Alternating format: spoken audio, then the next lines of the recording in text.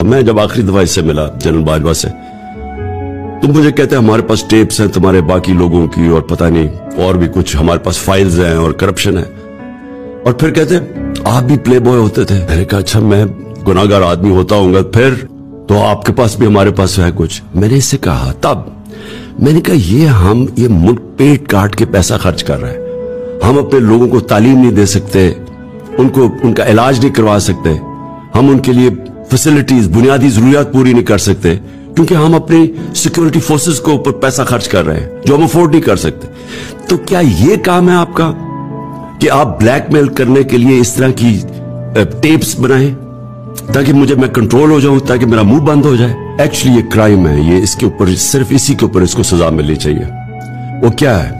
As prime minister یہ میری tape recording کرتے تھے، میرے پرائم منسٹر کے فون کو ٹیپ کرتے تھے، اور پھر انہوں نے ریلیز کی وہ ٹیپس جو میری پرائیویٹ لائن کے اوپر، مثلا میرا کانورسیشن تھا میرا جو پرنسپل سیکرٹری اعظم خان، اس کی انہوں نے جو ریکارڈنگ تھی وہ ریلیز کر دی، اور پھر بشرا بیگم کی انہوں نے کوئی ریکارڈنگ ریلیز کر دی، لیکن ریلیز صحیح بھی نہیں کی، اس کو ڈاکٹر کر کے کیا، یعنی ٹیپس کو انہوں نے ایڈٹ کر کے اور زیادہ سنسنی خیز بنا کے انہوں نے ریلیز کر دی۔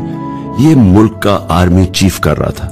اب یہ سوچ لیں جس کے نیچے پاکستان کی پریمیئر انویسٹیگیٹو ایجنسیز ہیں جن کا کام ہے ملک کو بیرونی خطروں سے بچانا، وہ کیا کر رہے تھے؟ پرائم منسٹر کو بلیک میل کرنے کے لیے اس کی ٹیپس بنا رہے تھے، اور یہ کس لیے بنا رہے تھے؟ یعنی میں کوئی فورن ایجنٹ ہوں، میں کوئی ملک کا غدار ہوں، میں کوئی ملک کے پیسے چوری کر کے، یہ جن چوروں کو انہوں نے NRO دلوایا ہے، میرا کوئی باہر پراپرٹیز ہے، میں یہ ملک سے پیسہ چوری کر کے باہر لے کے جا رہا تھا، میں تو واحد پولیٹیشین ہوں جس نے باہر کما کے سب کچھ پاکستان لے آیا ہوں، میرا تو کوئی ہے ہی نہیں۔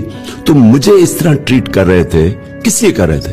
اس سے یہ چیز سامنے آتی ہے کہ نیشنل انٹرسٹ نہیں تھا، یہ کنٹرول کرنے کے لیے یہ سارا کچھ ایک پرائم منسٹر کو بلیک میل کرنے کے لیے کیا جا رہا تھا۔ میرے خیال میں پاکستانی فوج کو آج اندر اکاؤنٹیبلٹی کرنی چاہیے اس کی، کیونکہ اس میں فاصلے عوام میں اور ہماری فوج میں بڑھتے جا رہے ہیں، بجائے ہمیں ڈنڈے مار کے اور ہمارے اوپر غداری کے کیسز کر کے اور ہمیں جیلوں میں ڈال کے اور ننگا کر کے ٹارچر کرنے کے۔ یہ انٹروسپیکشن کی ضرورت ہے، اس وقت اصلاحات کی ضرورت ہے، بیکاز یہ بگڑتا جا رہا ہے کام، اور میں اس کو بھی ایک دفعہ کہا تھا، میں ابھی بھی کہہ رہا ہوں، یہ ادھر پاکستان جا رہا ہے جدھر یہ سب کے ہاتھ سے نہیں کہ میں یہ ایک تاثر دیا جا رہا ہے کہ جناب ہم چاہتے ہیں کہ ملک کی اسٹیبلشمنٹ ہماری مدد کرے۔ یہ جب ہمارے خلاف یہ دھرنے دیے جا رہے تھے اور یہ جب کہا جا رہا تھا کہ جی ساری جو PDM کی جماعتیں ہیں یہ سارا وقت کہہ رہے تھے کہ جی ان کو چھوڑ کے تو ہماری مدد کریں، میں بالکل کسی سے کوئی مدد نہیں کر رہا، میں قطعی طور پہ یہ نہیں کہہ رہا کہ اسٹیبلشمنٹ ہماری مدد کرے، میں یہ چاہ رہا ہوں کہ اسٹیبلشمنٹ نیوٹرل ہو۔ میں اس لیے چاہ رہا ہوں اسٹیبلشمنٹ نیوٹرل ہو کہ اسٹیبلشمنٹ کا وقار اوپر جائے۔ جنرل باجوہ کے دور کے اندر فاصلہ عوام اور اسٹیبلشمنٹ کے بیچ میں فاصلے بڑھ گئے، یہ ہمارے ملک کا نقصان ہے۔ اس ملک کو ایک مضبوط فوج کے ادارے کی ضرورت ہے۔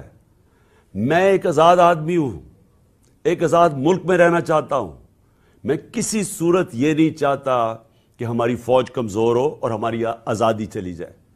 اس لیے یہ پاکستان کے انٹرسٹ میں ہے کہ ہمارا فوج کا ادارہ مضبوط ہو۔ مضبوط وہ تب ہوگا جب وہ نیوٹرل ہو، وہ مداخلت نہ کرے۔ جو جنرل باجوہ کے دور کے اندر جس طرح کے بے دردی سے انہوں نے ہماری پولیٹکس کے اندر جس طرح انہوں نے کیا، میں آپ کو کہتا ہوں کہ میں نے اپنی زندگی میں جس طرح کی کھلی دشمنی ہمارے ساتھ کی گئی ان 7 مہینوں کے اندر میں نے کبھی یہ نہیں دیکھا۔ جس طرح جو ہماری حمایت کرتا تھا، میڈیا کرتا تھا، اس کے خلاف ایکشن، ہمارے لوگوں کے اوپر دھمکیاں علیحدہ، گمنام نمبر سے ٹیلی فون آ رہے ہیں اور دھمکیاں دیے جا رہے ہیں کہ عمران خان کو علیحدہ چھوڑو۔ میرے خلاف سٹیٹمنٹس لینے کی کوشش کی، لوگوں کو کہا کہ عمران خان کے خلاف سٹیٹمنٹ دو۔ یہ جو سارا توشہ خانہ کیس ہے، اس کے پیچھے کون تھا؟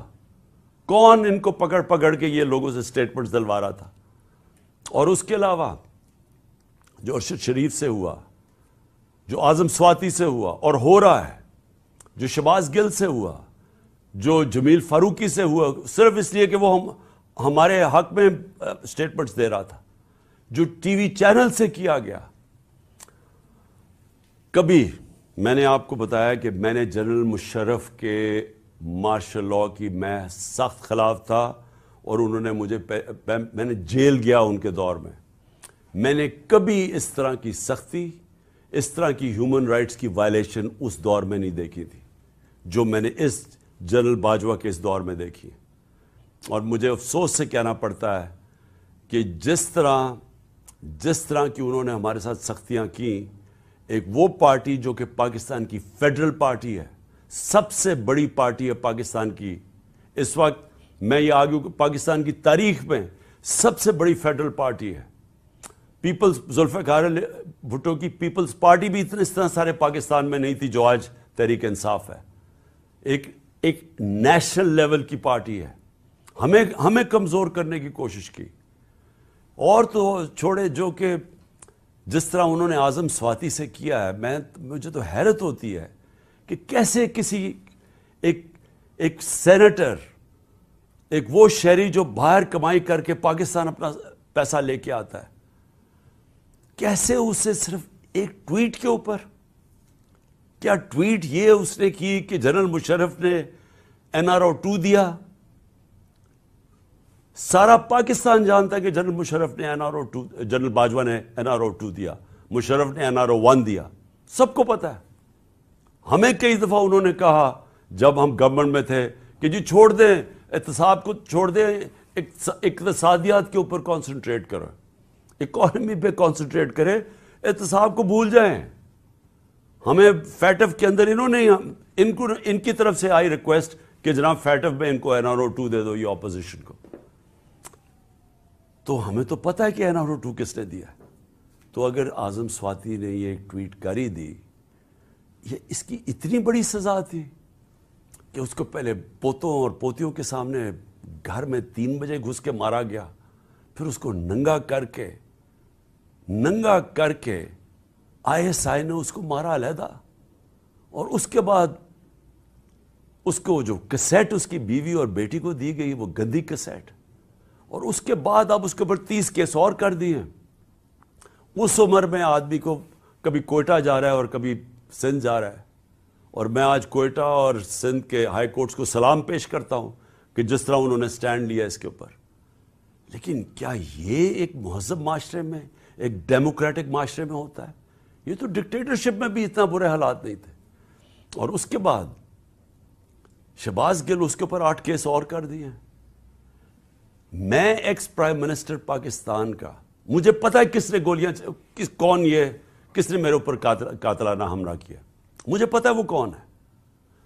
میں اپنی FIR نہیں کٹوا سکا، تو اور کون کٹوائے گا پاکستان میں؟ اور کون آج مجھے بتائیں کمزور آدمی، اگر ایکس پرائم منسٹر سب سے بڑی پارٹی کا ہیڈ اگر وہ نہیں کر سکتا تو باقی کون کر سکتا ہے؟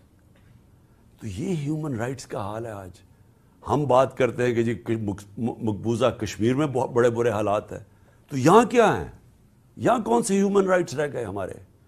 اور مجھے بڑے افسوس سے کہنا پڑتا ہے، میں پوری ریسپیکٹ سے میں اپنی اعلیٰ عدلیہ سے پوچھنا چاہتا ہوں کہ دیکھیں، اگر آپ ہمارے فنڈامنٹل رائٹس کی، اگر آپ ان کی حفاظت نہیں کریں گے تو اور کون کرے گا؟